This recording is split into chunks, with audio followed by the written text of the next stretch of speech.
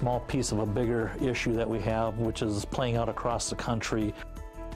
Why the student who sent it could soon be facing more than a suspension, and what school officials had to say about the controversy today. That story straight ahead. Last night, a Rogers High School student suspended over a tweet. The controversy sparking outcry from students, and today the story taking another turn. Fox 9's Paul Bloom is here with us tonight. Not only is this student facing an expulsion, but might also be facing criminal charges. Does that make sense? Well, it may be a little early to talk criminal charges here, Randy, but the superintendent did confirm to me today police are indeed involved in this investigation and perhaps just maybe looking at a claim of harassment here. I think it's being belittled out in the cyber world.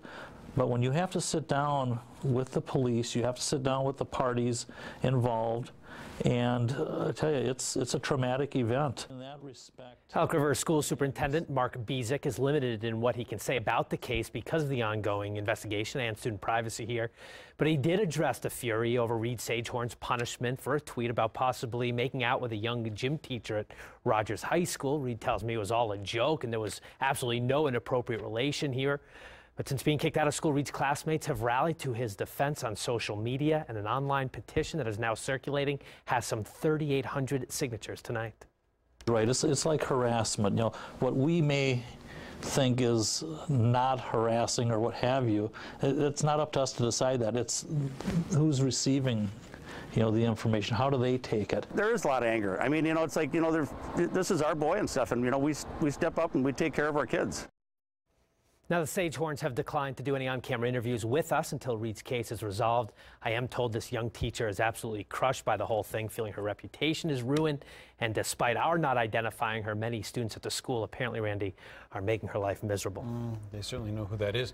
You know, I'm interested because, you know, we've talked about this in the newsroom, and folks at home can't even believe how much response we're getting from this, but it's a lot.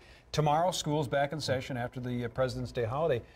Are school officials expecting any sort of pushback from students tomorrow? Well, Reid, they are hoping for some respectful situation because on Twitter, on social media, it really has gotten explosive up there. There's some really nasty things being said. I know some students already planning a preschool picket tomorrow. Some students planning a mass skip day, if you will. So there are going to be more eyes, a couple extra administrators at the school tomorrow. They are relying on these kids to behave themselves. There's no reason to compound problems with more problems. Right. But certainly there's going to be a lot of attention paid on that school tomorrow because this whole thing has been festering all weekend long. It's an interesting concept about what social media can do, both good and bad. Yeah, it's become a megaphone. Some of these things that might have been just kind of boys will be boys, locker room chatter, big-time megaphone on social media. Yeah.